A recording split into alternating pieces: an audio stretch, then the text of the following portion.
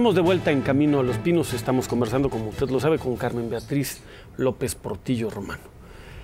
Carmen Beatriz, estábamos conversando antes de ir al corte de lo que transformó la vida política de México, el funcionamiento del Congreso, pues esta reforma que impulsó tu padre, el presidente José López Portillo, y que dio vida a los diputados plurinominales.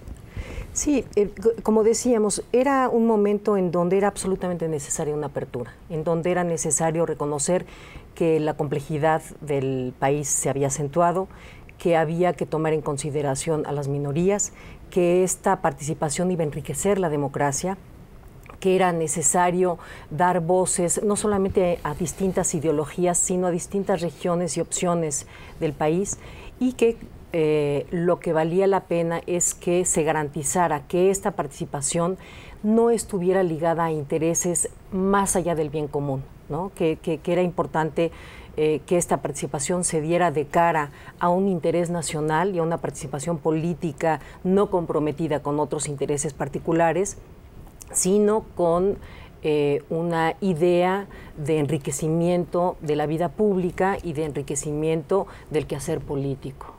De manera que me parece que fue una buena primera opción, fue un buen ejercicio para abrirse a la democracia, fue una reforma que definitivamente abrió distintos cauces y que fue enriqueciendo el paso hacia una vida en donde la democracia se cumpliera de cara a los parámetros tradicionales de la democracia.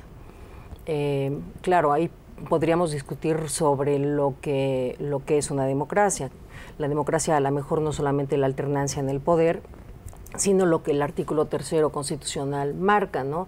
Que es propiciar un ambiente en donde la vida personal y pública del pueblo sea en términos de bienestar, de justicia, de equidad, de reconocimiento de las diferencias, del diálogo y de la tolerancia, ¿no? Entonces me parece que esta fue una buena... Un buen inicio o un buen tránsito para pasar de un sistema en donde el juego democrático, quiero pensar yo, se daba al interior del partido,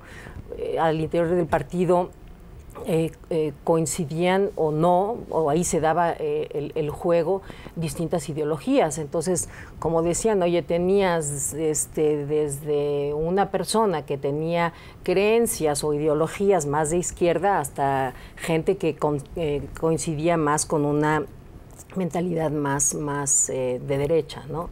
Ahí yo creo que también una de las contribuciones importantes que se hicieron en la apertura de minorías a los espacios electorales fue también en esa ley el hecho de, por primera vez, definir el concepto de prerrogativas, que es el hecho de darles recursos económicos a los partidos. De manera transparente. Para que fuera transparente. Que se les daban. Se les daban de manera política, discrecional, y todos las recibían.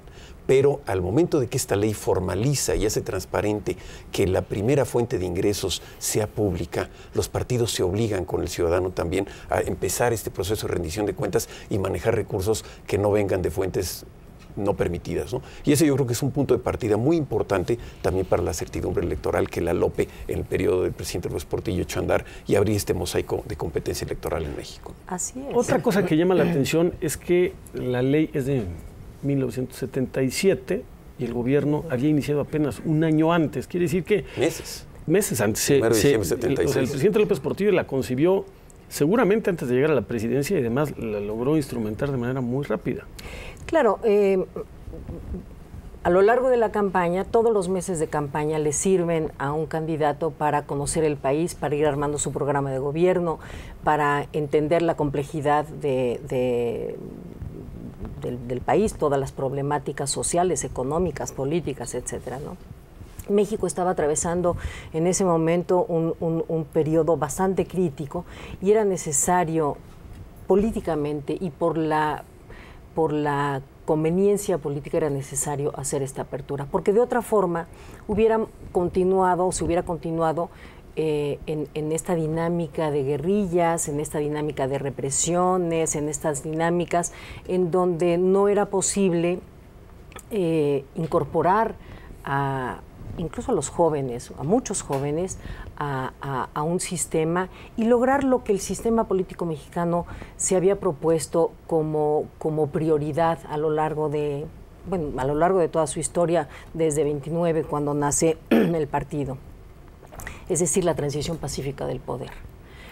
Si alguna premisa tenía el presidente de la República, es lograr una transición pacífica del poder en un mundo en donde esto no era demasiado común, había por supuesto países más desarrollados, en fin, pero lo que el sistema quería lograr era este tránsito pacífico y lograr también que una política económica pudiera darse y pudiera cambiar sin que cambiara un sistema político o un esquema político que garantizara el juego de distintos actores.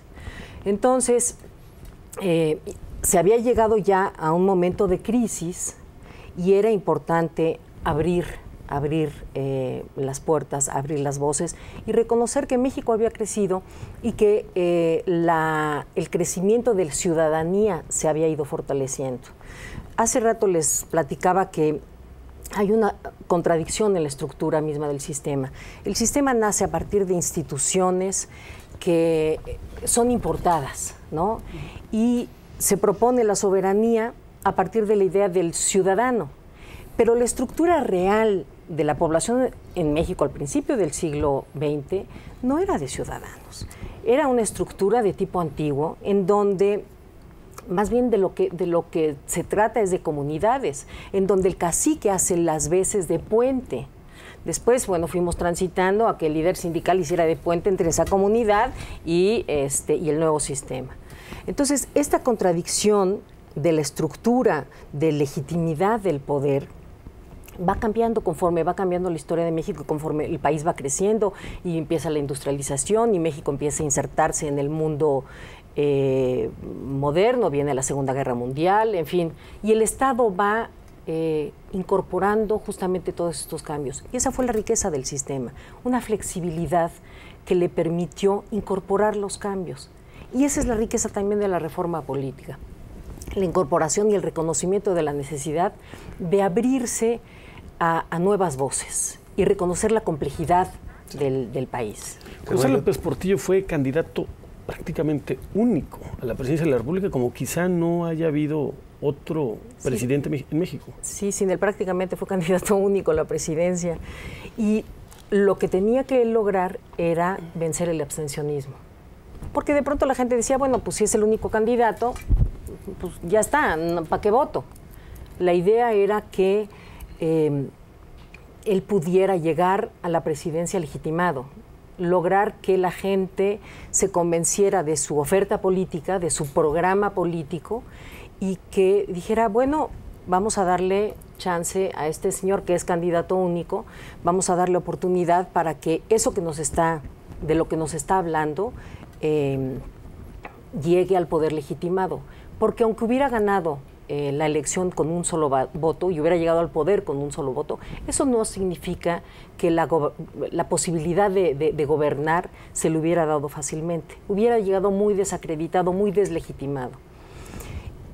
Hubiera sido legítimo, porque de acuerdo con las leyes en ese momento, pues cumplía todas las de la ley y hubiera llegado legítimo desde el punto de vista jurídico a la presidencia de la República.